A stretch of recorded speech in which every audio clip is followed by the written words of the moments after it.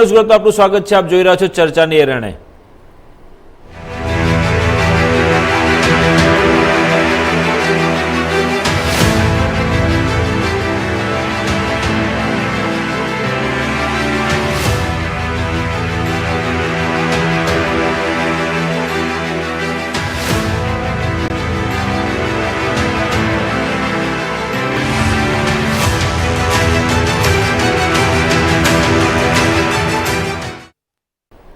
દર્શક મિત્રો, આપ સૌ જાણો છો કે વડાપ્રધાન નરેન્દ્ર મોદીએ મંગળવારે મેરા બૂથ સબસે મજબૂત કાર્યક્રમમાં જે પ્રકારની વાત કરી અને જે પ્રકારે યુનિફોર્મ સિવિલ કોડ એટલે કે યુસીસીની વાત કરી અને તેને કારણે આખા દેશમાં રાજકારણ ગરમાયું છે. કારણ કે વડાપ્રધાનનું એક બયાન અને વિપક્ષમાં ઊભું થઈ ગયું ઘમાસાણ. જે પ્રકારે વડાપ્રધાન નરેન્દ્ર મોદીએ વાત કરી યુનિફોર્મ સિવિલ કોડની, યુનિફોર્મ સિવિલ કોડ શું છે એ પહેલાં આપ સૌને જણાવી દઉં.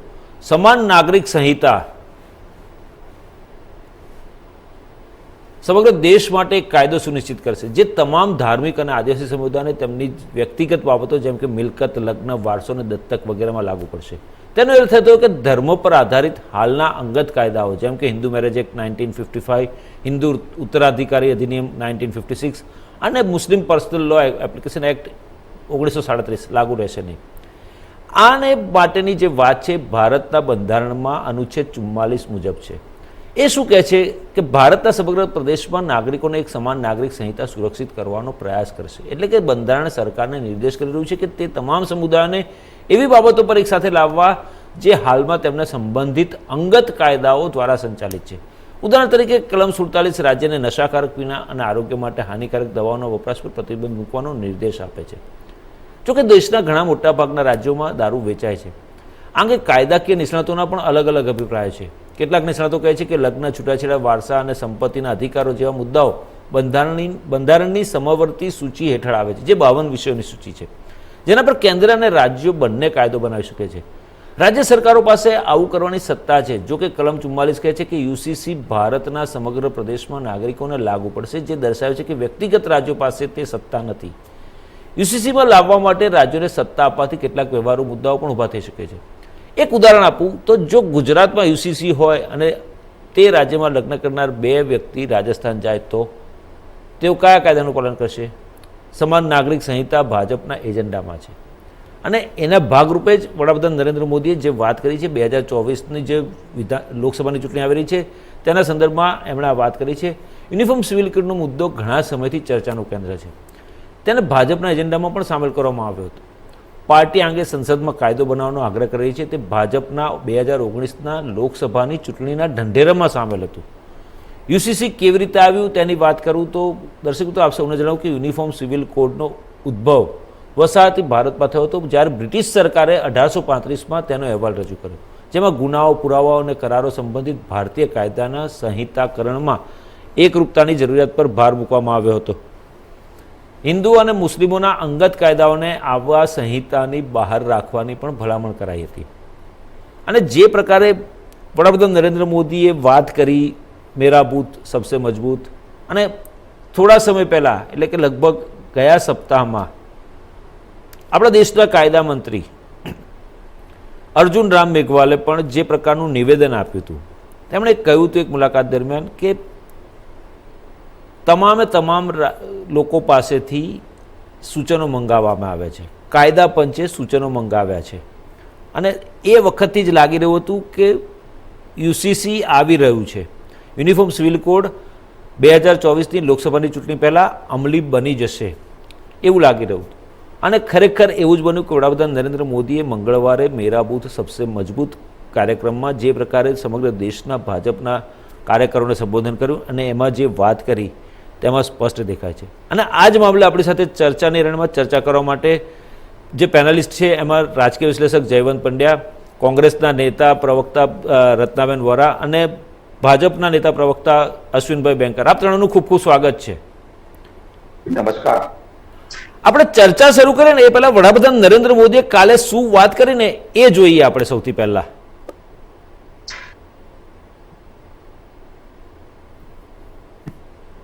मुसलमान भाई बहनों को भी ये समझना होगा कि कौन से राजनीतिक दल उन्हें भड़का करके उनका फायदा लेने के लिए उनको बर्बाद कर रहे हैं। आजकल हम देख रहे हैं कि यूनिफॉर्म सिविल कोड के नाम पर ऐसे लोगों को भड़काने का काम हो रहा है। आप मुझे बताइए, एक घर में परिवार के एक सदस्य के लिए एक कानून हो, परिवार के दूसरे सदस्य के लिए दूसरा कानून हो, तो क्या वो घर चल पाएगा? क्या कभी भी चल पाएगा क्या? फिर ऐसी दोहरी व्यवस्था से देश कैसे चल पाएगा? हमें याद रखना है कि भारत के संविधान में भी नागरिकों के समान अधिकार की बात कही गई है। साथियों, ये लोग हम पर आरोप लगाते हैं, लेकिन सच ये है कि यही लोग मुसलमान करते हैं। अगर ये मुसलमानों के सही मायने में हितैषी होते तो अधिकांश परिवार, मेरे मुस्लिम भाई बहन, शिक्षा में पीछे न रहते, रोजगार में पीछे न रहते, मुसीबत की जिंदगी जीने के लिए मजबूत नहीं रहते। और सुप्रीम कोर्ट ने बार बार कहा है, सुप्रीम कोर्ट डंडा मारती है, कह रही है कॉमन सिविल कोड लाओ, लेकिन ये वोट बैंक के भूखे लोग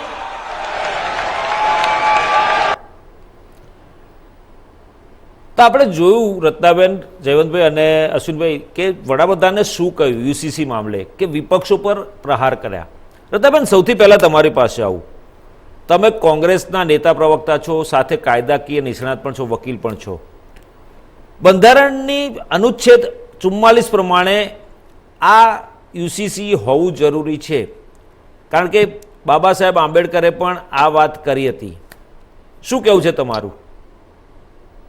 સૌથી પહેલા હું એ કહેવા માંગુ છું આપના ચેનલના માધ્યમથી કે જે આર્ટિકલ 44 છે એ ડાયરેક્ટિવ પ્રિન્સિપલ ઓફ સ્ટેટ પોલિસીમાં આવે છે, એટલે કે એ ફરજિયાત નથી. અને એની જે લેંગ્વેજ છે એના પ્રમાણે પણ જોયા જઈએ તો આર્ટિકલ 44 મેન્ડેટરી નથી, કરવું જોઈએ પણ કરવું જરૂરી નથી. અહીંયા જુઓ, આમાં શું લખે છે? राज्य भारत के पूरे क्षेत्र में नागरिकों के लिए समान नागरिक संहिता सुनिश्चित करने का प्रयास करेगा. ऐसा नहीं, એવું નથી લખ્યું કે બાબા સાહેબ આંબેડકરે કીધું છે કે જોર જબરદસ્તી એને લાગુ જ કરો. એટલે કાયદાકીય જોયા જઈએ તો આ ડાયરેક્ટિવ પ્રિન્સિપલ છે which are not forcible and which is not justifiable also, and fundamental right નથી. જ્યારે fundamental rights ની વાત આવે તો ડાયરેક્ટિવ પ્રિન્સિપલ ને બાજુમાં મૂકી શકાય છે. એટલા માટે જ્યારે, કારણ કે fundamental rights are the essential rights.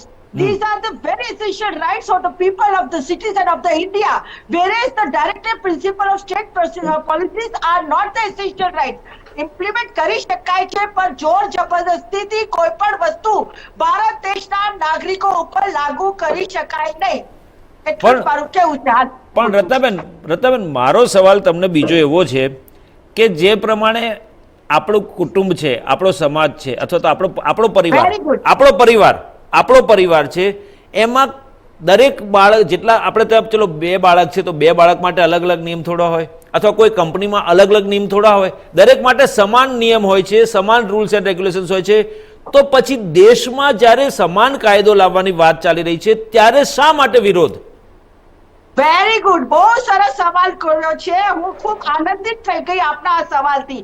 અને હમણાં મેં જે આપણા વડાપ્રધાનનું પ્રવચન સાંભળ્યું, એમણે શું કીધું કે एक घर में परिवार के एक सदस्य के लिए एक कानून और दूसरे सदस्य के लिए दूसरा कानून, ऐसे घर कैसे चल सकता है? બહુ સાચી વાત છે. તો પછી દેશ ચાલી શકે? તમે એક બાજુ મણિપુર બળતું હોય, ભડકે બળતું હોય, તમે અમેરિકા જતા રહો, તો શું મણિપુર ભારત દેશનું રાજ્ય નથી? એ ભારત દેશના પરિવારનો અંગ નથી કે તમે છોડીને જતા રહ્યા? બીજી બાજુ જ્યારે બિલ્કિસ બાનુ ને એના નરાધમો જે એની સાથે બલાત્કાર કરનારા નરાધમો, એની છોકરીને પટકીને મારી દેનારા નરાધમો અને સાથે સાથે એના પરિવારને રહેતી કાઢનારા 11 નરાધમોને અમૃતકાળના દિવસે 15મી ઓગસ્ટે છોડી દેવામાં આવે છે. તો શું આપણા વડાપ્રધાનને એવું ના પ્રતીત થયું કે આ એક મુસ્લિમ ભાઈ આપણા ઘરની છોકરી છે, આપણા પરિવારની છોકરી છે, એની સામે એમને દયા ના આવી, ત્યારે પરિવાર યાદ ના આવ્યું? એવી જ રીતે પહેલવાનોના મુદ્દા ઉપર એક યૌન શોષણ કરનારો અપરાધી બ્રિજભૂષણ સિંહ અને એને પણ આજ સુધી અટકમાં લેવામાં આવ્યું નથી. એટલા દિવસો સુધી છોકરીઓએ આંદોલન કર્યું, જે પહેલવાનોએ ભારત દેશનું નામ રોશન કર્યું હતું, વિશ્વમાં તિરંગો ફેલાવ્યો હતો, એ છોકરીઓ સાથે અન્યાય કર્યો, ત્યારે આપણા વડાપ્રધાનને યાદ ના આવી કે એ છોકરીઓ મારા પરિવારની છે, ભારત દેશની છોકરીઓ છે. એ પહેલવાન છોકરીઓ ભારત દેશનું નામ વિશ્વના ફલક ઉપર ઊંચું કર્યું છે. ત્યારે ક્યાં ગયા પરિવારની વાત કરનારા અમારા વડાપ્રધાન નરેન્દ્ર મોદી?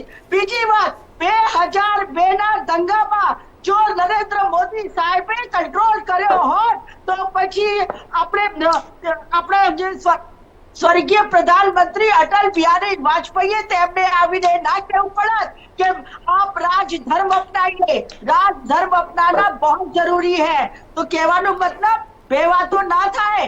એક બાજુ તમારે વોટની રાજકારણ કરવી છે, 2024માં ચૂંટણીઓ આવી રહી છે, એટલે હવે તમને કોમન સિવિલ કોડ યાદ આવ્યું. આજે આ 22nd લો કમિશને ફરીવાર ઓપિનિયન મંગાયા છે, પરંતુ હું આપને બતાવું, 7 ઓક્ટોબર 2016માં 21મી લો કમિશનરે પ્રશ્નાવલી બહાર પાડીને ઓલરેડી ઓપિનિયન લઈ લીધેલા, અને ત્યારે ઓગસ્ટ 2018માં ત્યાંના જે કમિશનર હતા એમણે કીધું હતું કે this is not necessary, not even desirable, આવશ્યક પણ નથી અને વાંછનીય પણ નથી. છતાંય તમે કહો છો કે યુસીસી લાવી છે, અને યુસીસી લાવી હોય તો આપણા દેશમાં ઘણા બધા કાયદાઓ છે અને ઘણા બધા રીતિ રિવાજો છે. આ તમે ટ્રાઇબલ્સ જે આપણા 7 સિસ્ટર છે, ત્રિપુરા, આસામ, મણિપુર, નાગાલેન્ડ, મિઝોરમ, અરુણાચલ પ્રદેશ, સિક્કિમ, એ બધા રાજ્યોનું શું કરશો? એ બધા રાજ્યોમાં ટ્રાઇબલ લો ચાલે છે. એવી રીતે આપણા ઝારખંડ, ઉત્તરાખંડ, એવા બધા છોટાઉદેપુર અને ગુજરાત જ્યાં પણ આદિવાસી વસ્તી છે ત્યાં પણ ટ્રાઇબલ લોસ ચાલે છે. ત્યાં તમે શું કહેશો? અને પોતે હિન્દુ ધર્મ પણ એના પર્સનલ લો પ્રમાણે, હિન્દુ શાસ્ત્રોક્ત પ્રમાણે ચાલે છે. 7 ફેરા શું તમે હટાવી દેવા માંગો છો? અગર કોમન સિવિલ કોડની વાત કરો છો તો તમે 7 ફેરા હટાવી દેશો? હિન્દુ ધર્મમાં જે રીતે 7 સપિંડા અને 5 સપિંડા આ બાજુ એ બધી બાબત છે એને હટાવી દેવા માંગો છો? હિન્દુ ધર્મમાં જે લગ્નની માન્યતા છે એને હટાવી દેવા માંગો છો? એવી જ રીતે સાઉથની અંદર સગા મામા અને સગી ભાણી વચ્ચે લગ્ન થાય છે, અને એ લગ્ન શું તમે ના પાડી શકશો? શું તમે કાયદા લાવવાથી આવું કરવા માંગો છો? એ તદ્દન અત્યારે ફક્ત જે સામાન્ય જનતાની બેરોજગારીની વાત છે, મોંઘવારીની વાત છે, આજે શિક્ષણની વાત છે, આજે તમે બધે તમામ પાસાઓ પર નાકામ ગયા છો. 2024માં સર્વે આવી રહ્યું છે કે તમે ઘર ભેગા થાવ છો, એટલા માટે હવે તમારી પાસે બીજો કોઈ મુદ્દો રહ્યો નથી. તલાકનો મુદ્દો જૂનો થઈ ગયો, મંદિરનો મુદ્દો જૂનો થઈ ગયો, એટલે હવે યુસીસી ના નામથી ફક્ત ને ફક્ત હિન્દુ મુસ્લિમ કરી લડાવવાની વાત કરો છો. અને આપણા વડાપ્રધાનને હવે મુસ્લિમો પ્રત્યે પ્રેમ જાગ્યો. જ્યારે કોમી તોફાનો થાય છે, જ્યારે તેમની હિન્દુ મહાસભાઓમાં તલવાર ઉઠાવો, હથિયાર તેજ કરો, પ્રજ્ઞા ઠાકુર જેવી વ્યક્તિને ટિકિટો આપી તમે સાંસદ બનાવો છો, ત્યારે તમને મુસ્લિમ પ્રેમ નથી જાગતો? હવે આજની તારીખમાં તમે પ્રેમ જાગી ગયો, કારણ કે 2024માં ચૂંટણી આવી રહી છે. ચોક્કસ. અશ્વિનભાઈ, શું કેવું છે તમારું? રત્નાબેન કહે છે કે ફરજિયાત નથી. મારે એટલું જ કહેવું છે કે આ કોંગ્રેસ આજે વિરોધ કરે છે એવું નથી. રત્નાબેન આજે વિરોધ કરે છે એવું નથી. ડોક્ટર બાબા સાહેબ આંબેડકરે 1956માં જયારે આ કોમન સિવિલ કોડનું બિલ લાવ્યા હમ. ત્યારે આખી કોંગ્રેસે એમનો વિરોધ કર્યો. તો શું બાબા સાહેબ આંબેડકર ખોટા હતા ને રત્નાબેન વિદ્વાન છે? તમે વિદ્વાન થઈ ગયા સુપ્રીમ છો કોર્ટ ભાજપનું કેસ કરીને. બેન વચ્ચે તમને સાંભળ્યા છે. કોંગ્રેસ, હું રત્નાબેન નહીં કહું, કોંગ્રેસ કહીશ. હમ. સુપ્રીમ કોર્ટ આજે એમ કે છે, વારે વારે કે છે એના સ્પષ્ટ અભિપ્રાયમાં કે યુજીસી લાવો, હમ. ત્યારે શું સુપ્રીમ કોર્ટને 144 ની ગવર્મેન્ટમાં કમ્પલ્સેશન નથી? એ નથી ખબર છે. ભારતને આટલા 66 વર્ષથી સમાન સિવિલ કોડ નહીં આપી હમ. અને ભારતનો વિકાસ વધવાનું કોંગ્રેસે કામ કર્યું છે. અને આજે પણ હિન્દુ મુસ્લિમ તમામનો જે વિકાસ થઈ રહ્યો છે અને હવે એની હરણપાળ થવાની છે કોમન સિવિલ કોડથી, એના કારણે એને પેટમાં દુખે છે. એટલા માટે એમના સામાજિક આકાઓને સંતોષવા માટે એનો વિરોધ કરે છે. પણ દેશ એનાથી નથી ચાલતો. ભારતના પ્રિએમ્બલની અંદર આપણે શું કર્યું? હમ. ડોક્ટર બાબા સાહેબ આંબેડકરને ચિંતા હતી કે એમણે જે પ્રોમિસીસ કર્યા હતા પ્રિએમ્બલમાં, એ પ્રિએમ્બલને હું અમલવારી નથી કરાવી શકતો, એટલા માટે એમને સમાન સિવિલ કોડ લાવ્યા. આપણે પ્રિએમ્બલમાં કહ્યું છે કે લિબર્ટી, ઇક્વાલિટી, ફ્રેટર્નિટી. ઇક્વાલિટી, તો what is the meaning of equality? હા હા ટુડે ઇઝ બેન એવું નથી કે ઇક્વાલિટીનો મતલબ હમ. આજે દેશમાં રહ્યો છે. કોંગ્રેસને ઇક્વાલિટી નહોતી યાદ આવી. કોંગ્રેસે ઇક્વાલિટી કરવી હોત તો આ સમાન સિવિલ કોડના માધ્યમથી ઇક્વાલિટી ન સ્વીકારી શક્યા હોત? નો. દરેક રીતે ડિસ્ક્રિમિનેશન તેમણે કર્યું અને એના માટે આજે ભારતના વડાપ્રધાન, વિશ્વ વિભૂતિ, જે લોકશાહી તંત્રમાં, લોકશાહી દેશમાં એક એમને જરૂરી લાગે છે કે આ સમાન સિવિલ કોડ લાવવાથી આખા દેશમાં ઇક્વાલિટીને આપણે પ્રમોટ કરીશું. અને ભારતના પ્રિએમ્બલમાં જે સૌએ બધાએ ભેગા થઈને બનાવેલું છે એનો મૂળભૂત જે ભાવ છે એને આ કાયદા દ્વારા આપણે લોકોની સમક્ષ મૂકીશું. અને એટલા માટે કાયદાની જરૂર છે. અનેક રીતે આ કાયદાનો વિરોધ કરવામાં આવ્યો છે. વિરોધની પાછળ જવું નથી. હવે આ કાયદો બનવાનો છે તો એનો ફાયદા શું? હું એ ફાયદાની વાત કરવા માંગુ છું કે તમે પ્રિએમ્બલની અંદર તમામ જગ્યાએ કહ્યું છે કે અમે equality, liberty, fraternity, dignity, individual, આ બધાનું સન્માન કરવા માંગીએ છીએ. તો એના માટે આવો કોઈ કાયદાની જરૂર છે. કાયદો એટલા માટે જરૂરી છે કે ઘણીવાર આપણો દેશ એમાં રહેલી અનેકવિધ ભેદભાવપૂર્ણ પરિસ્થિતિઓ, આપણે ત્યાંનો સ્ત્રી પુરુષનો પણ ભેદભાવ કરીએ છીએ. બચ્ચું જન્મે તો પેડા વેચીએ છીએ અને બાકી જન્મે તો આપણે જલેબી વેચીએ છીએ.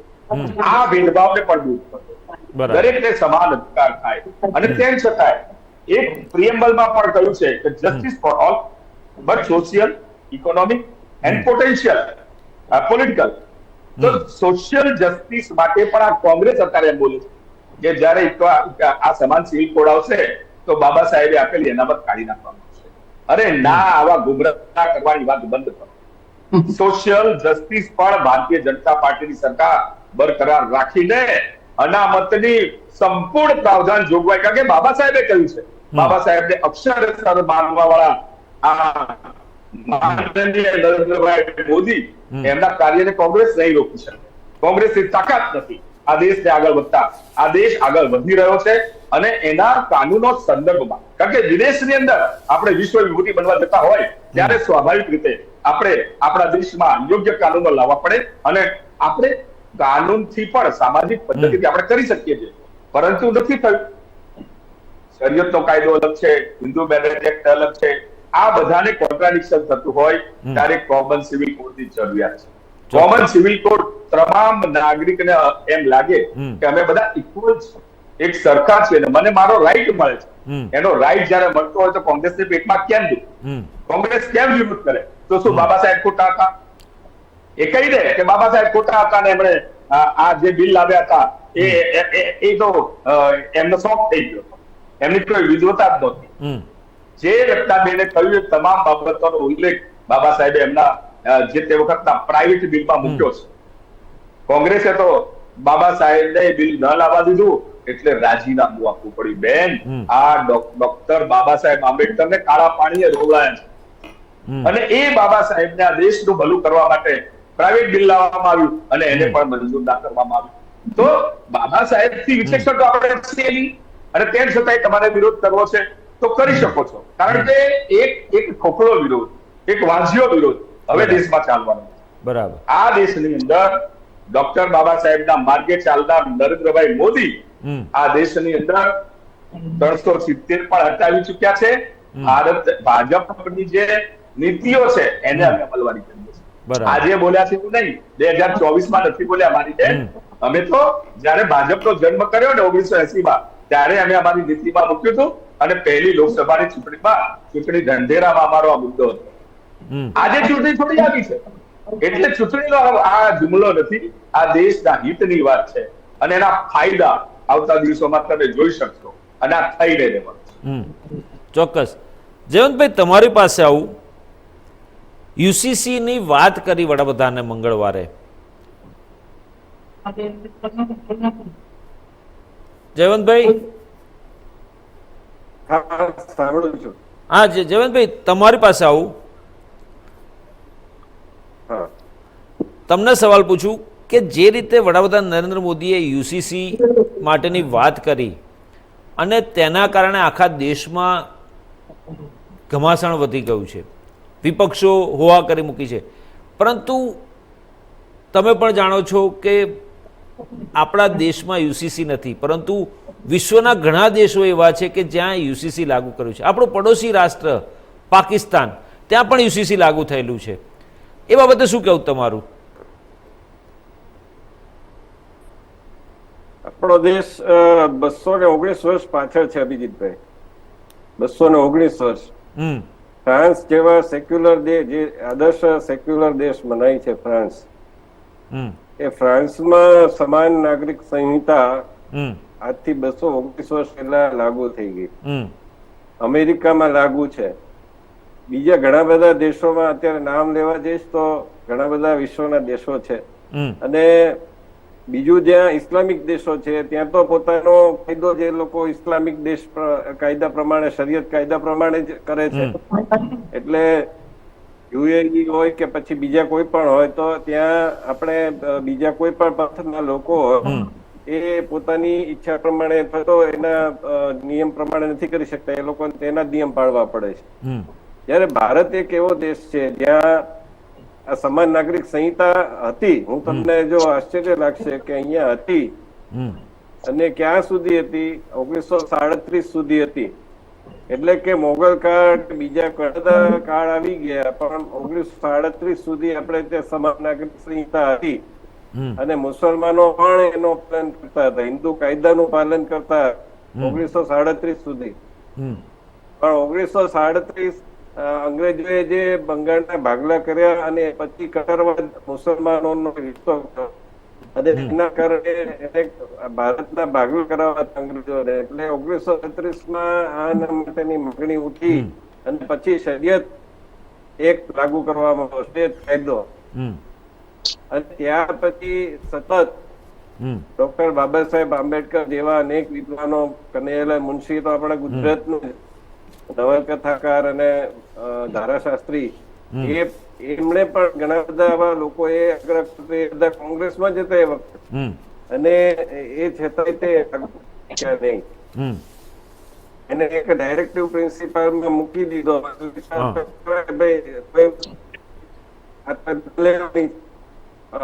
તો એ દવા એક બાજુ મૂકી કે આપણે લઈ લીધી, હાથમાંથી લઈ લીધી, પણ હું લઈશ કે નહીં લઈ એ મારી મરજીની વાત.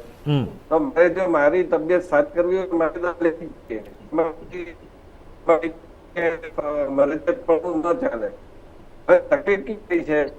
તકલીફ એટલા માટે થાય છે કે ધર્મેન્દ્ર મામાજીની સાથે કરવા હોય બનવું થાય છે. બરાબર. જયંતભાઈ, તમારો અવાજ કપાય છે.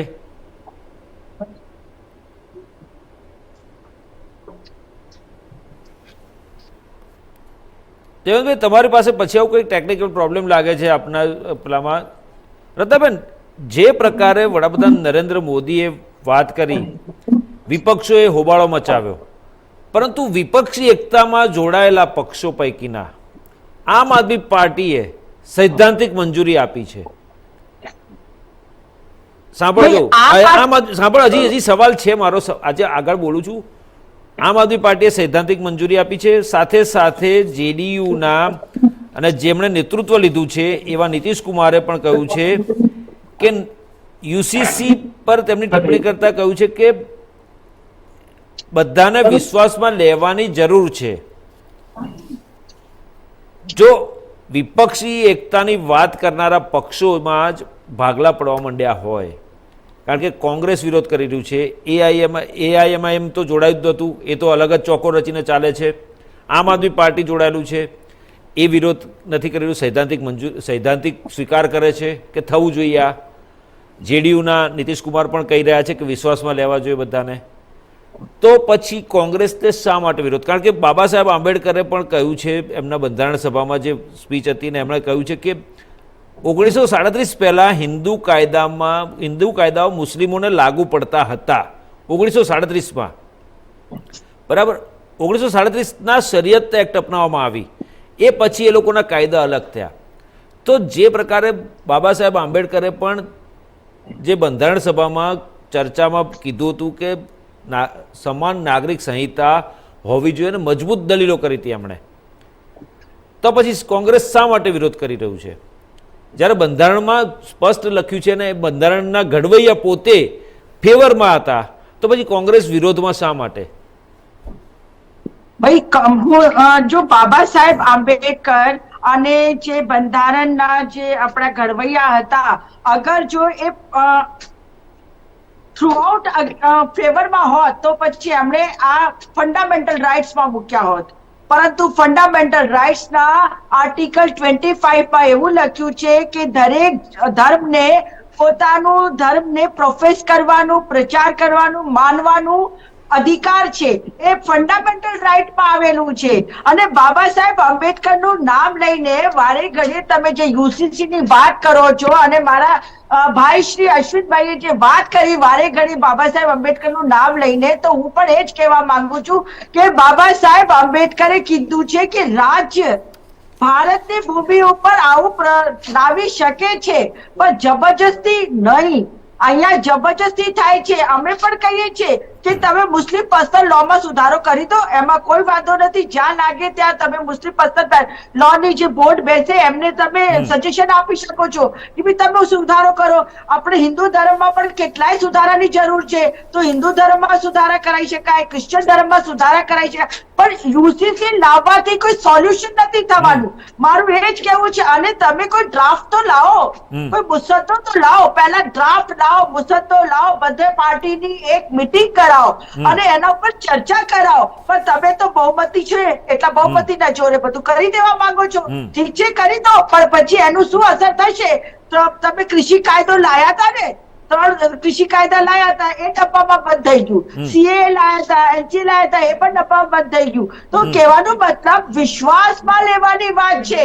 અમે વિશ્વાસની વાત કરીએ છીએ. અને રહી વાત આજે 21st લો કમિશને તો કહી દીધું હતું કે not necessary and not desirable, જરૂરી પણ નથી ને વાંચનીય પણ નથી. આ 2 વર્ષની પહેલાની વાત છે. હવે કારણ કે ચૂંટણીઓ આવી ગઈ એટલે તમને ખબર છે કે મોંઘવારીનો મુદ્દો છે. રત્નાબેન, તમને રોકવા માંગુ કે સર્વોચ્ચ અદાલતે પણ વારંવાર યુનિફોર્મ સિવિલ કોડ માટે અપીલ કરી છે. એમ તમને ઉદાહરણ આપું. સુપ્રીમ કોર્ટે અને દેશની વિવિધ કોર્ટોએ, નહીં, સાંભળો મારી વાત સાંભળો, હું ઉદાહરણ આપું છું તમને કે પ્રખ્યાત શાહબાનો કેસમાં પોતાના ઐતિહાસિક નિર્ણયમાં સુપ્રીમ કોર્ટે સરકારને સમાન નાગરિક સંહિતા તરફ આગળ વધવાની અપીલ કરી હતી. 23 એપ્રિલ 1985ના રોજ તત્કાલીન સીજેઆઈ વાયવી ચંદ્રચૂડની આગેવાની હેઠળની બંધારણીય બેન્ચ છે, તેના સીમાચિહ્ન રૂપ ચુકાદામાં શાહબાનોના પતિને ભરણ પોષણ તરીકે સરકારે રકમ ચૂકવવી જોઈએ તે કહ્યું હતું. જો કે ત્યારબાદ રાજીવ ગાંધીની સરકારે સંસદમાં કાયદો ઘડીને સુપ્રીમ કોર્ટનો નિર્ણય બદલી કાઢ્યો. તો આ જ્યારે બંધારણીય બેન્ચમાં આ વસ્તુનો સીમાચિહ્ન રૂપ ચુકાદો આપ્યો, પરંતુ તત્કાલીન વડાપ્રધાન સ્વર્ગસ્થ રાજીવ ગાંધીની સરકારે સંસદમાં કાયદો જે હતો એ કાયદો જ આખો બદલી કાઢ્યો અને સુપ્રીમ કોર્ટના નિર્ણયને આખો બદલી કાઢવો પડે એના કારણે. શું કેવું છે તમારું? કોંગ્રેસ તો પહેલેથી વિરોધ કરી રહ્યું છે. બંધારણીય બેન્ચ જો મંજૂરી આપતું હોય, બંધારણીય બેન્ચે પણ અપીલ કરી હોય અને જે પ્રકારનો ચુકાદો આપ્યો એને આખો બદલી કાઢે સરકાર સંસદમાં કાયદો લાવીને, સુપ્રીમ કોર્ટના નિર્ણયને જ પલટી કાઢે, એ કેટલું યોગ્ય છે? હા, તો હું એના ઉપર જ તો આવું છું કે શાહ બાનોના કેસ ઉપરથી મુસ્લિમ મહિલાઓને પણ મેન્ટેનન્સનું રાઈટ મળી ગયું, રાઈટ, અને આજ દિન સુધી મુસ્લિમ મહિલાઓને પણ મેન્ટેનન્સનું રાઈટ મળે છે. એ જ રીતે જે ડોમેસ્ટિક વાયલન્સ એક્ટ બન્યું 2005માં, યુપીએની કોંગ્રેસની સરકારે જે ડોમેસ્ટિક વાયલન્સ એક્ટ બનાવ્યું એની અંદર પણ મુસ્લિમ મહિલાઓને પૂરેપૂરે રાઈટ મળી ગયા છે. એ પણ હિન્દુ મહિલાઓની જેમ જ બધા રાઈટ્સ અવેલ કરી શકે છે. પછી હમણાં જે ચુકાદો આવ્યો જેની અંદર મુસ્લિમ પરિવાર પણ દત્તક લઈ શકે છે. તો હવે જયારે આ મહિલાઓની વાત આવે છે કે દત્તક લેવાની વાત આવે છે, તો ત્યાં તો ઓલરેડી કાનૂનો બની ગયા છે ને, સોરી કાનૂન નહીં પણ ચુકાદાઓ આવ્યા છે અને ચુકાદાના પ્રમાણમાં આજે એની અમલવારી થઈ રહી છે. તો પછી જે આમ લોકો છે યુસીસીના ફેવરમાં છે, એ શું કહે છે કે ભાઈ અમે મહિલાઓને ન્યાય અપાઈશું અને આનાથી મહિલાઓને ન્યાય મળશે. ચોક્કસ હું પણ કહું છું ન્યાય મળશે, પરંતુ ઓલરેડી જે રીતે કાયદા મતલબ જજમેન્ટો પાસ થયા છે એનું અમલ થઈ રહ્યું છે. આજે એક વસ્તુ છે, આપ સોશિયલ સાયન્સમાં તો માનતા જ હશો, સોશિયલ સાયન્સમાં શું કહેવાય છે કે સમાજમાં ધીરે ધીરે બદલાવ આવે છે. આપણા હિન્દુ ધર્મમાં પહેલા દૂધ પીતીની પ્રથા હતી, બાળક છોકરી જન્મ લે અને એને ડુબોળી દેવામાં આવતી હતી અને દૂધ પીતી પ્રથા, સતી પ્રથા હતી, પછી બાલ વિવાહની પ્રથા હતી. ધીરે ધીરે સમાજમાં સુધારો આવ્યો અને સુધારો આવ્યો પછી કાયદો બન્યો છે. એવી જ રીતે તમે આજે મુસ્લિમ સમાજમાં 4 પત્નીની વાત કરો છો, વધારે તકલીફ અહીંયા જ છે. ખરેખર તો હું તો એ જ કહીશ કે મારા હિન્દુ ભાઈઓને એક તકલીફ છે વધારે પડતી કે એ રાખે તો અમે કેમ નહીં. પરંતુ હું તમને કહેવા માંગુ છું કે હવે મુસ્લિમ ભાઈઓ પણ ત્રીજી ચોથી તો છોડો, બીજી પણ નથી રાખતા. 99% એવા કેસો છે મુસ્લિમ સમાજમાં કે બીજી ત્રીજી પત્ની નથી રાખતા. પરંતુ કાયદાની જ્યાં સુધી વાત છે તો પર્સનલ લો છે ને, હિન્દુ મુસ્લિમ પર્સનલ લો 1937 નું છે, શરિયત લો, તો એની અંદર સુધારો કરી શકાય છે, એમાં કોઈ ના નથી અને સુધારો કરવામાં તો કોઈ ના નથી પાડતું. પરંતુ તમે વગર ડ્રાફ્ટ આપે ખાલી લોકોની અંદર આ વાત મૂકી દો છો કે એક દેશ એક કાયદા. કેવી રીતે ચાલે? આપણો દેશ તો વિવિધતાનો દેશ છે. આ દેશમાં તો બધી જાતના લોકો, બધા ધર્મના લોકો, બધા સંપ્રદાયના લોકો, આદિવાસી લોકો, અનુસૂચિત જાતિના લોકો, બધા લોકો રહેતા હોય ત્યારે બધાના માથે તમે બધું ઠોકી બેસાડવા માંગો છો. અને તમે કારણ કે બહુમતીમાં છો એટલે બહુમતીના જોરે તમે લઘુમતીને તો દબાયા જ કરો છો. આજે તમે લઘુમતીના ઠેકેદાર થઈ ગયા છો, પરંતુ જ્યારે લઘુમતી ઉપર અન્યાય થાય છે ત્યારે તમે કેમ સૂતા હો છો? આજે નરેન્દ્ર મોદી સાહેબ અને અમારા પ્રવક્તા પેનલ સાહેબ જે છે અશ્વિનભાઈ, એમણે કેવી મોટી સરસ વાત કરી, ઇક્વેલિટી, ફ્રેટર્નિટી, જસ્ટિસ, યુનિટી.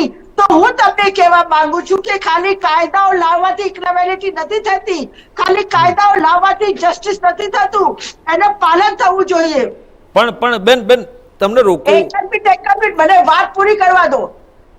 498 નો કાયદો લાવ્યા કે નહીં? 498 કનો કાયદો છે, એ કાયદાનું કેટલું અમલવારી થાય છે?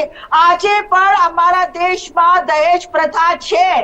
કાયદો લાવ્યા છતાંય આજે પણ અમારી દેશની હિન્દુ બેન બેટીઓને સળગાવીને મારી દેવામાં આવે છે.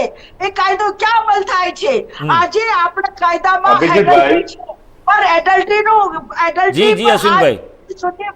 કરવામાં આવે છે, ઘરમાં એક ઘરવાળી અને બહાર એક બારવાળી, ખાલી એને તમે ઓફિશિયલ નામ નથી આપતા પરંતુ એમને તમે ભોગો છો તો ખરી જ. ચોક્કસ. એટલે કાયદા હોવા છતાં પણ કાયદાનો અમલવારી ક્યાં છે? પણ- તો મારું એ જ કહેવું છે કે સોશિયલ જસ્ટિસ લાવો પહેલા, બધાને ઇક્વાલિટી આપવી બેન, હોય તો social રત્નાબેન, justice રત્નાબેન, લાવવાની એ જ જરૂર છે. social justice ની જ વાત કરું.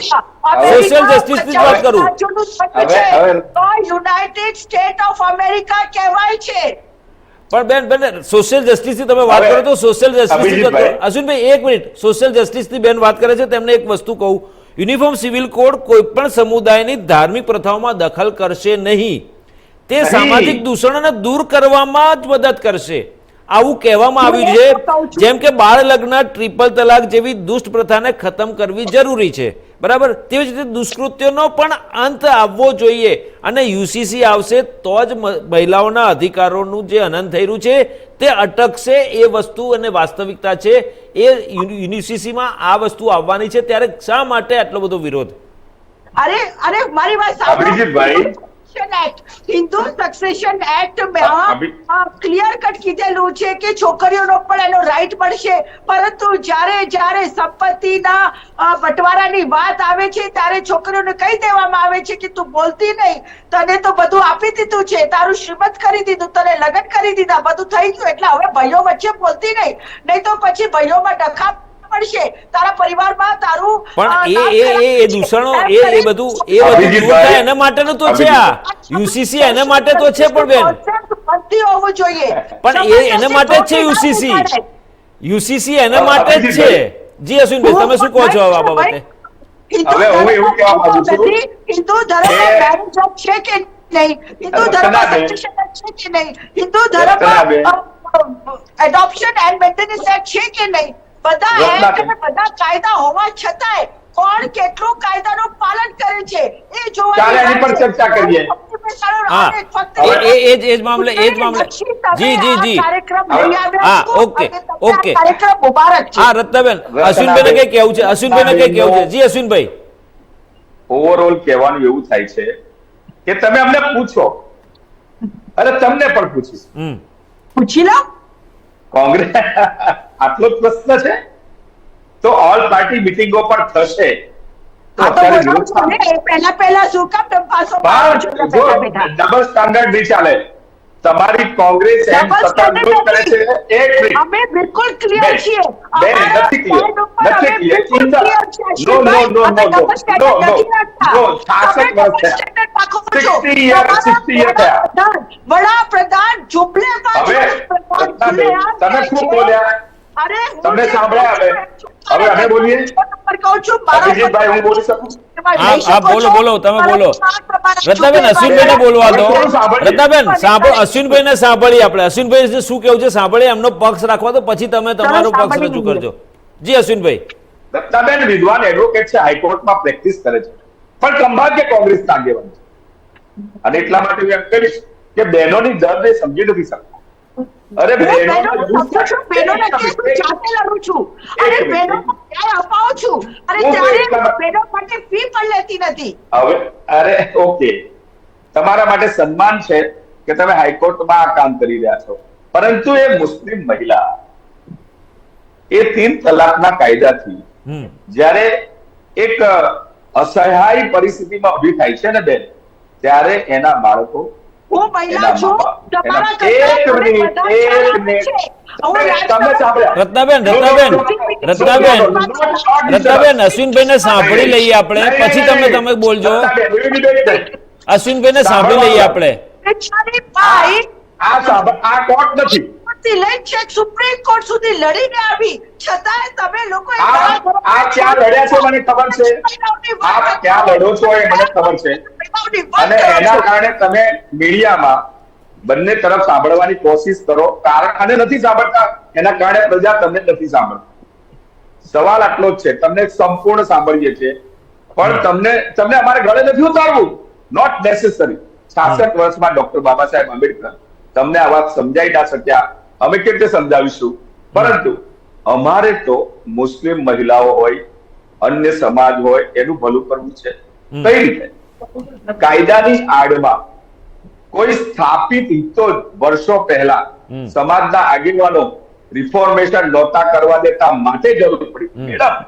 Reformation is the necessary for the society, healthy society. No you listen, please listen. તમે વાત કરો છો ડબલ સ્ટેન્ડર્ડ, રિફોર્મેશન ઈચ્છો છો અને કાયદાની નામ પાડો છો. કાયદાઓ લાવીએ છે તેમ છતાંય સમાજ સુધરતો નથી, એ વાત સાચી છે. તો શું કાયદાની વિભાવના આપણે નહીં કરવાની? અનેક કાયદાઓ છે જેને સમાજ સુધારણા માટે આપણે અમલવારી કરાવી રહ્યા છે, પણ તેમ છતાંય આજે પણ એવા લોકો છે જે કાયદાને તોડે છે, પણ એની જગ્યા જેલમાં છે મેડમ. જી, જેલમાં જવાની તૈયારી રાખવી પડે. કાયદો ના હોય તો બેફામ બનાર, એટલે 3 તલાક કરીને એક મુસ્લિમ મહિલા એક મુસ્લિમ બહેનને નિસહાય બનાવી. આ કેવી રીતે ચાલે? હલાલા જેવો શબ્દ કેટલો ગંદો છે. શું આપણે એની નથી બહાર નથી નીકળવું? આપણે મુસ્લિમ સમાજના વિકાસની વાત નથી કરવી? આપણે દલિત સમાજના વિકાસની વાત નથી કરવી? ઇક્વાલિટી બધાને જોઈએ છે, આદિવાસીને જોઈએ છે, અને એ બધાને જોઈએ છે માટે કાયદો. જો કાયદાથી શું થાય છે મેડમ? તમે તો કોર્ટના વિદ્વાન એડવોકેટ છો. કાયદાનો ડર, જેલમાં જવાનો ડર તમને મને બેને લાગે છે. અને આ સમસ્યા વિપક્ષની છે. અત્યારે ડર છે જેલમાં જવાની, સમસ્યા છે, અને એટલા માટે વિરોધ કરે છે. સવાલ એ છે, અમને એની સાથે મતલબ નથી.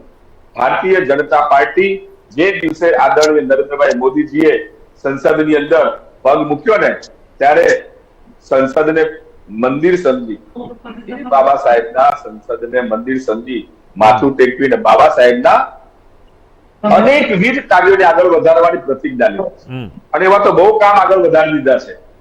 એવામાં એમનું આ એક કામ પાછું, કારણ કે આપણે તો માર્ગદર્શન તો મળ્યું હતું, પણ આપણે કરવા નહોતા માંગતા. અત્યારે ભારતની સરકાર, ભાજપની સરકાર આ કરવા માંગે છે, સૌને સાથે લઈને કરવા માંગે છે. આદરણીય નરેન્દ્રભાઈ મોદીએ કાર્યકર્તાઓને કહ્યું છે કે સમાજમાં જઈને કહેજો કે આનાથી શું અસરો થશે. સમાન સિવિલ કોડ લાવવાથી અન્ય પોલિટિકલ પાર્ટીઓ તમને ભડકાવવા આવશે, કારણ કે એને તો વોટની રાજનીતિ કરવી છે ને. એની વોટ બેંક જાય છે, વોટ બેંક જાય છે. ત્યારે મુસ્લિમને એમ કહે છે આ કાયદાથી તમને નુકસાન થશે, દલિતને એમ કહે છે આ કાયદાથી અનામત જશે. આવું કશું થતું નથી. ભ્રમિત કરે છે કોંગ્રેસ, પણ ભ્રમિત કરવા પછી પણ ભાજપ આગળ વધે છે. કેમ આગળ વધે છે? કારણ કે જનમાનસ એ ઇન્ટ્રોડક્શન થઈ ગયું છે. બધા જ સમાજમાં ભણતર વધ્યું છે. મુસ્લિમ સમાજ હોય, આદિવાસી સમાજ હોય, દલિત સમાજ હોય, પછાત વર્ગ હોય, બધા ભણે છે, અને બધા હવે કાસ્ટથી ઉપર ઉઠવા માંગે છે. બધાને એક ઉપર જવું છે. અને એક આજે ભેદભાવ, ડિસ્ક્રિમિનેશન કાસ્ટનો છે, પ્રાંતનો છે, ભાઈ બહેનનો છે, સ્ત્રી પુરુષનો છે, આ બધાનો ડિસ્ક્રિમિનેશન મતદાર તરીકે હું એક જીવંત વ્યક્તિ, નાગરિક તરીકે છું, આવું કેમ ના થાય? અને અન્ય દેશોમાં થયું છે, એટલે ભારતમાં લાવવું છે. એમાં સહયોગ મળશે તો અભિનંદન. તમારા નેતાઓને સમજાવજો કે આમાં સહયોગ આપવા જેવો છે. અને રત્નાબેન તો ખૂબ વિદ્વાન એડવોકેટ છે, આમાં કહી શકે છે કે આવું સંશોધન લાવો, પરંતુ સહયોગ કરો. નહીં કરો તોય તમે એવું કહેશો કે બહુમતીના જોરે. ના, આ પાર્ટીનું મેન્ડેટ અમારો ઢંઢેરો હતો, અને દેશના વિકાસમાં ભાજપની નીતિ છે ને એ જ સાચી કરી રહી છે, અને એના કારણે દેશનો વિકાસ થઈ રહ્યો છે. એટલે આ કામ કરવાના છીએ. અને આવતા દિવસોમાં બૃહદ રીતે આ કાયદામાં શું શું જોગવાઈઓ છે એની ચર્ચાને લઈને અમે મુસ્લિમ સમાજથી લઈને બધા સમાજની વચ્ચે જવાના અને આ કાયદો લાવવો. ચોક્કસ. જયવંતભાઈ, તમારી પાસે આવું, કારણ કે તમારે કંઈક નેટવર્કના ઇસ્યુ હતા, આપણે વાત નથી થઈ, તમારી પાસે આવું સવાલ તમને કરું કે જે પ્રકારે રાજકીય પક્ષોને કેટલાક સામાજિક ધાર્મિક સંગઠનો યુનિફોર્મ સિવિલ કોડ વિરુદ્ધ ઊભા થયા છે, એ સારા સંકેત નથી આપણા દેશ માટે, દેશની એકતા માટે, કે એવા સારા સંકેત નથી દેખાતા. યુનિફોર્મ સિવિલ કોડ સામે અવાજ ઉઠાવવામાં આવે છે તે માત્ર બંધારણ ઘડનારાઓને સપનાની વિરુદ્ધ નથી, પરંતુ તે મહિલાઓના અધિકારોની પણ અવગણના કરે છે. આ સિવાય તેઓ એક દેશમાં બે કાયદાની સ્થિતિ પણ જાળવી રાખવાના મૂડમાં છે. અને જે પ્રકારે જ્યારે બંધારણ ઘડાયું આપણું, અને પછી જે પ્રકારે હિન્દુઓના અંગત કાયદાઓનું સંહિતાકરણ કરવામાં આવ્યું, ત્યારે અન્ય સમુદાયોના અંગત કાયદાઓને યથાવત રહેવા દેવામાં આવ્યા. શું કહેવું છે તમારો આ બાબતે? પહેલી વાત તો એ છે કે આજે પર્સનલ લોબ છે એ મને તો એવું લાગે છે કે આ દેશની જે બંધારણ છે, જેની બંધારણની દુહાઈઓ બધા જ પક્ષો દેતા હોય છે, એ બંધારણની મૂળ ભાવનાની જ વિરુદ્ધ છે, સમાનતાના ભાવનાની વિરુદ્ધ. કારણ કે એમાં સમાનતા રહેતી જ નથી. માનો કે હિન્દુ છે એ 4 લગ્ન નથી કરી શકતો કે 2 લગ્ન પણ નથી કરી શકતો કાયદા પ્રમાણે, જ્યારે મુસલમાન કરી શકે છે. અને એ જ હિન્દુ છે ગોવામાં પાછો કરી શકે છે લગ્ન. એ તમને કીધું અભિજીતભાઈ, ગોવામાં સમાન સિવિલ નાગરિક સંહિતા છે, સમાન નાગરિક સંહિતા. એટલે ત્યાં માનો કે હિન્દુને એની પત્નીથી બાળક ન થતું હોય અથવા તો દીકરો ન થતો હોય, આશ્ચર્ય પમાડે તેવી વાત છે. આજને સ્ટીલ આ ચાલે છે ગોવામાં. બાળક તરીકે દીકરો ન થતો હોય તો ગોવામાં હિન્દુ છે બીજા લગ્ન કરી શકે છે. પરંતુ એ જ વાત છે. એટલે હું એની તરફેણ નથી કરતો કે દીકરો ન થતો હોય તો લગ્ન કરવા જોઈએ, પણ સમાનતાની વાત આવે છે કે ધર્મેન્દ્ર, મેં અગાઉની મારી વાતમાં કહ્યું હતું કે ધર્મેન્દ્ર છે એને બીજા લગ્ન કરવા છે, ત્રીજા લગ્ન કરવા છે. અભિનેતા ધર્મેન્દ્રની વાત છે, ગાયક કિશોર કુમારની વાત છે, એને બીજા લગ્ન કરવા છે, ત્રીજા લગ્ન કરવા છે, તો એ છૂટાછેડા નથી આપ્યા, તો એ લગ્ન કરવા માટે મુસલમાન બની જાય છે. તો આનાથી તમે પંથાંતરણને ઉત્તેજન આપો છો, એક રીતે કન્વર્ઝન ને ઉત્તેજન આપો છો.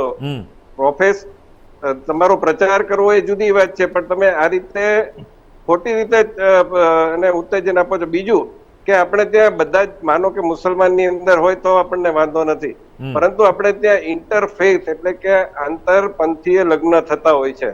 હવે દાખલા તરીકે હું હમણાંનો જ અમદાવાદનો એક કેસની વાત કરું. એ કેસમાં 3 દીકરીઓ હિન્દુ, અને એને મુસલમાન માતા, એની માતા મુસલમાન બની ગઈ.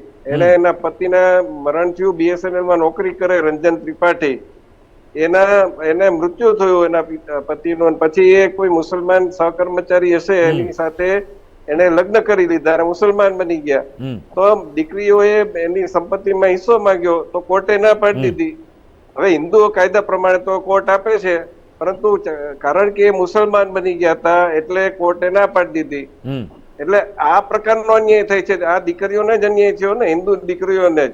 હિન્દુ દીકરીઓને માનો કે કોઈ એનો ભાઈ એમ કહી દે કે ભાઈ અમે તમને નહીં આપીએ, હિન્દુ કાયદા પ્રમાણે તો હવે એટલી બધી આગળ વધી ગઈ છે વાત કે માનો કે દીકરી પરણી ગઈ હોય અને એના પિતાની એનું મૃત્યુ થઈ જાય સરકારી નોકરી કરતા કરતા, તો જે રહેમ રહે નોકરીની વાત આવે છે એ માત્ર એના માટે દીકરો જ હવે હકદાર નથી રહેતો.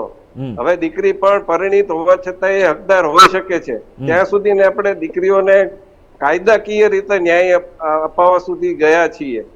તો એ પ્રકારના કાયદાઓ, એ પ્રકારના ચુકાદાઓ હિન્દુ સમાજ માટે કોર્ટ દ્વારા આવી રહ્યા છે. પરંતુ એ જ કોર્ટ જયારે આ પ્રકારની વાત આવે છે ત્યારે ઇસ્લામનું શરીયતનો આદર્શ લઈ અને એવું કહે છે કે આ વાત ખોટી છે. એનું બીજું ઉદાહરણ આપું. હમણાં અલ્હાબાદ હાઈકોર્ટમાં, હું લિવ ઇન નો સમર્થક નથી કે વિરોધી નથી, એવી જ રીતે હિન્દુ દીકરીઓનો મુસલમાન સાથેના લગ્નનો પણ એનો મારે કોઈ મત નથી. લવ જેહાદ થતા હોય તો એનો વિરોધી છું. પણ એ કેસ એવો હતો કે હિન્દુ યુવતી મુસલમાન યુવક સાથે લિવ ઇનમાં રહેતી હતી અને પોલીસ એને હેરાન કરે, એટલે એને અલ્હાબાદ હાઈકોર્ટમાં અરજી કરી કે મને સંરક્ષણ આપો. તો કોર્ટે ના જ પાડવી જોઈએ કે હા પાડવી જોઈએ, પણ કોર્ટે શું કહ્યું એ મહત્વનું છે. આમાં જો ઘણી વાર ચુકાદામાં ઘણી બધી વાત એવી કહેવાતી હોય છે જે પછી એક આધાર બની જાય. કોર્ટે એવું કહ્યું કે ઇસ્લામમાં વિવાહ પહેલા સેક્સ હરામ છે, એટલે લિવ ઇન પણ હરામ છે. હવે આ જ લિવ ઇન વિશે આપણે હિન્દુમાં શું વાત થઈ છે, આપણે ત્યાં તો ત્યાં સુધીની વાત પહોંચી ગઈ છે કે માનો કે એને સંતાન થાય તો એ સંતાનને પણ એના પિતાની સંપત્તિમાં હક મેળવવા માટે હકદાર બને છે. ત્યાં સુધી લિવ ઇન ને આપણે કાયદેસર ગણાવી દીધું કોર્ટે, સુપ્રીમ કોર્ટે 2006 કે એના કાયદા દ્વારા. તો ત્યાં સુધીની આપણી વાત હોય તો આ હિન્દુ દીકરીઓને અન્યાય છે કે નથી. મુસલમાનની વાત કરીએ આપણે, શાહબાનોની વાત તો બધાને ખબર છે, પણ તાજેતરમાં મોહમ્મદ શમી ક્રિકેટર, એની પત્ની હસીન જાન, એને ડાયવોર્સ માટે માંગણી કરી અને 1 તલાક 3 તલાક 3 પ્રકારના તલાક હોય છે મુસલમાનોમાં. એમાં એક પ્રકારનો તલાક તો દૂર થયો છે, પણ 2 પ્રકારના તલાક, તલાકે બિદત અને હું નામ ભૂલી રહ્યો છું, એ હજી દૂર નથી થયા. તો એને માંગણી કરી કે ન્યુટ્રલ ડાયવોર્સ લો લાવો. તો એ પણ માંગણી કરે છે. આવી કેટલી બહેનો છે માંગણી કરે છે. પ્રિન્ટ નામનો જે વેબસાઇટ છે, શેખર ગુપ્તાની વેબસાઇટ છે, એમાં અમીન અંસારી, એને અમીના અંસારી એ મુસલમાન સ્ત્રી છે, એને લેખ લખ્યો છે કે ઇન્ડિયન ગવર્મેન્ટ એટલે બહુવચન વાપરે છે, ભારતીય સરકારોએ અમારી સાથે બહુ અન્યાય કર્યો છે અને યુનિફોર્મ સિવિલ કોડ જરૂરી છે, પરંતુ એના માટે અમને કન્સલ્ટ કરો. તો એમાં આપણે ક્યાં ખોટું છે? કન્સલ્ટેશન તો માંગ્યું જ છે સરકારે, લો કમિશને માંગ્યું છે કે ભાઈ જેમણે સૂચન કરવા હોય કરી શકો છો. તો આ વાત છે કે દરેક આપણે મૂળ વાત ક્યાં આવે છે? છૂટાછેડાની વાત આવે છે, લગ્નની વાત આવે છે, સંપત્તિમાં હિસ્સાની વાત આવે છે. અને જયારે આંતરપંથીય લગ્ન થાય છે અથવા તો લિવિંગ જેવી વાત થાય છે ત્યારે પ્રશ્ન આવે છે. ચોક્કસ. અને એના કારણે સમાનતા રહેતી નથી. તો એ સમાનતા લાવવાની વાત છે અને એમાં એક કાયદા હોવા જોઈએ કે ન હોવા જોઈએ એની વાત છે. ચોક્કસ. રત્નાબેન, અશ્વિનભાઈ, જયવંતભાઈ, આપ ત્રણેયનો ખૂબ ખૂબ આભાર અમારી સાથે ચર્ચાના એરેનામાં જોડાયા અને ચર્ચા કરી બદલ. તો દર્શક મિત્રો, જે રીતે યુનિફોર્મ સિવિલ કોડની વિરુદ્ધ દુષ્પ્રચાર એટલા માટે કરવામાં આવી રહ્યો છે કારણ કે સામાન્ય લોકોને ખબર નથી કે તેમાં શું અને કેવા પ્રકારની જોગવાઈઓ હશે. તેને ધ્યાનમાં રાખીને કાયદા પંચે લોકોના સૂચનો મેળવ્યા પછી દેશના લોકોની વિચારણા માટે શક્ય તેટલી વહેલી તકે સમાન નાગરિક સંહિતા એટલે કે યુસીસી ડ્રાફ્ટને રજૂ કરવો જોઈએ, જેનાથી યુનિફોર્મ સિવિલ કોડ વિશે ખરાબ પ્રચાર કરનાર લોકોને કે વિરોધ કરનાર લોકોને રોકી શકાશે. દર્શક મિત્રો, ચર્ચાના નિર્ણયમાં અત્યારે બસ આટલું જ. વધુ સમાચાર અપડેટ્સ માટે જોતા રહો ઇન્ડિયા ન્યૂઝ ગુજરાત, ગુજરાતી ધડકન. નમસ્કાર.